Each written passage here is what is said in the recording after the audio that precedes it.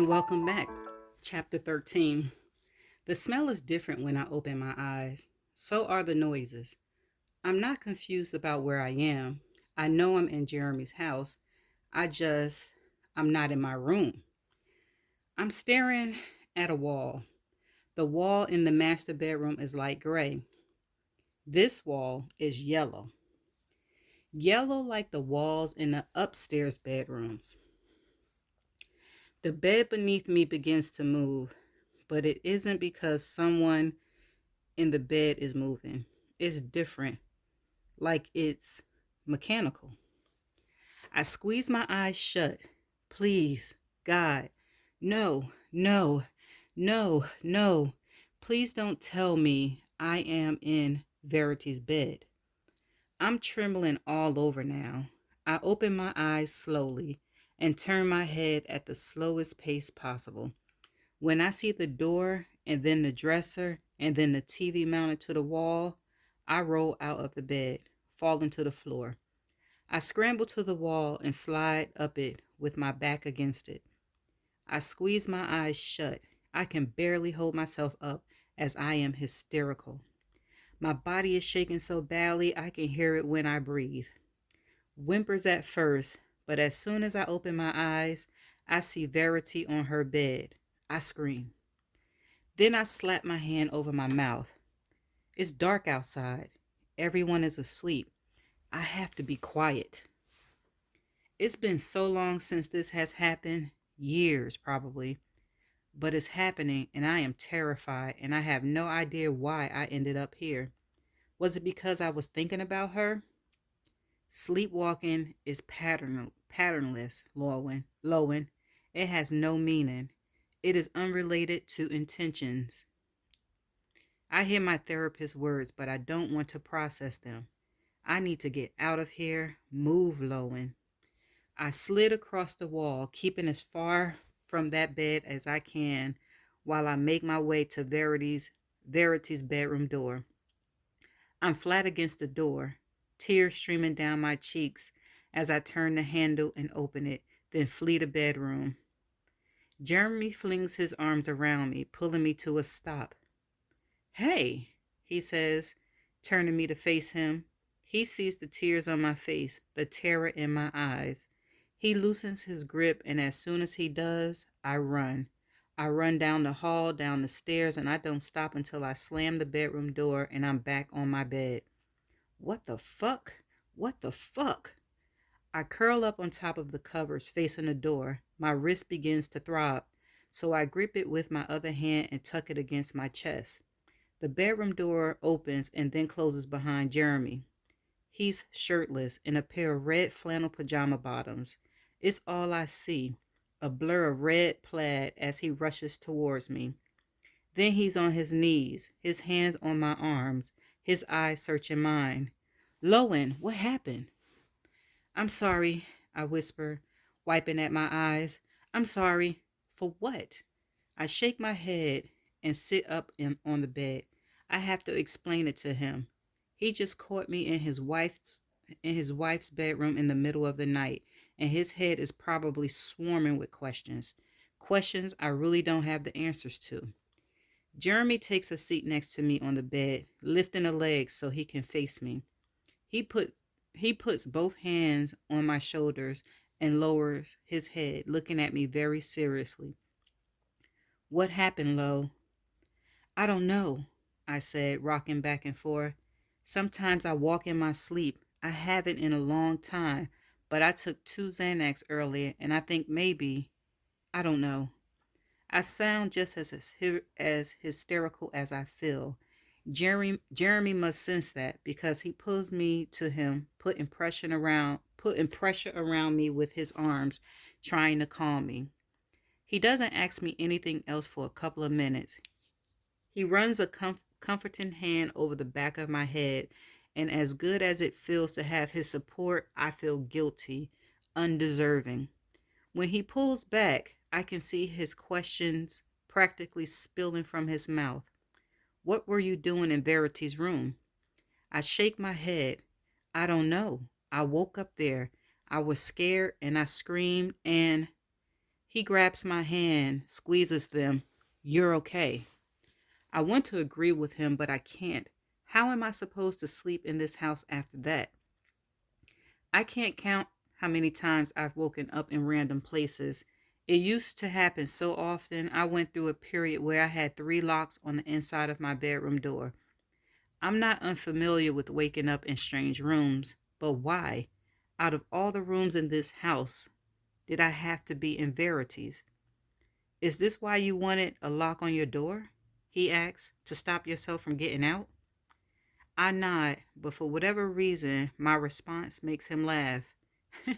Jesus, he says, I thought it was because you were afraid of me.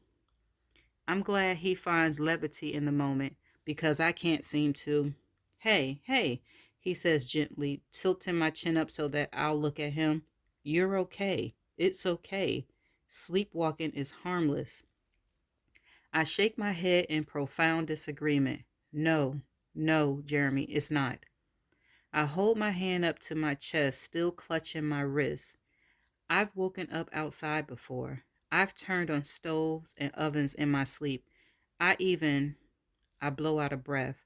I broke my hand in my sleep and didn't even feel it until I woke up the next morning. A rush of adrenaline surged through my body as I think about how I can now add what just happened to the list of disturbing things I've done in my sleep. Although unconscious, I still walked up those stairs and crawled into that bed. If I'm capable of doing something that disturbing, what else am I capable of? Did I unlock the door in my sleep or did I forget to lock it? I can't even remember. I push off the mattress and head for the closet. I grab my suitcase and a few shirts I brought with me that are hanging up. I should go. Jeremy says nothing, so I continue to pack my things. I'm in the bathroom gathering my toiletries when he appears in the doorway. You're leaving? I nod. I woke up in her room, Jeremy, even after you put a lock on my door. What if what if it happens again? What if I scare crew? I open the shower door to grab my razor. I should have told you all of this before I ever stayed the night here. Jeremy takes the razor out of my hand. He places my bag of toiletries back on the counter. Then he pulls me to him, wrapping a hand around my head as he tucks me into his chest. You sleepwalk, Lo. He presses a comforting kiss into the top of my hair. You sleepwalk. It's not that big of a deal. Not that big of a deal. I laugh half heartedly against his chest. I wish my mother would have felt that way. When Jeremy pulls back, there's worry in his eyes. But is he worried for me or because of me? He walks me into the bedroom where he motions for me to sit down on my bed while he begins to hang up the shirt I shoved into my suitcase. Do you want to talk about it? He asks. Which part exactly? Why your mother thought it was a big deal? I don't want to talk about it. He must see my expression change because he pauses as he's reaching for another shirt. He drops it back into the suitcase and sits on the bed. I don't mean to sound harsh, he says, pegging me with a firm stare, but I have a son. Seeing you this worry about what you're capable of is starting to make me worry. Why are you so scared of yourself? A small part of me wants to defend myself, but there's nothing to defend. I can't tell him I'm harmless because I'm not sure that I am. I can't tell him I'll never sleepwalk again because it just happened 20 minutes ago. The only thing I could possibly say to defend myself is to tell him I'm not nearly as horrific as his own wife, but I'm not even sure if I believe that. I'm not horrific yet, and I don't trust myself enough to say that I never will be. I drop my eyes to the bed and swallow, preparing to tell him all about it. My wrist begins to throb again. When I look down at it, I trace the scar over my palm. I didn't feel what happened to my wrist when it happened, I say. I woke up one morning when I was 10. As soon as I opened my eyes, I felt this intense pain shoot up from my wrist to my shoulders, and then it was like a bright light exploded in my head.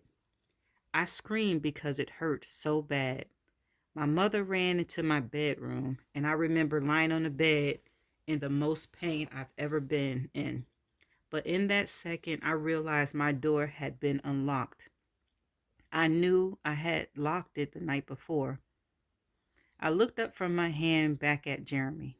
I couldn't remember what had happened, but there was blood all over my blanket, my pillow, my mattress, myself, and dirt on my feet, as if I'd been outside during the night. I couldn't even remember ever leaving my room. We had security cameras that monitored the front of the house and several of the rooms inside. Before my mother checked them, she took me to the hospital because the cuts on my hand needed stitching and my wrist needed an x-ray.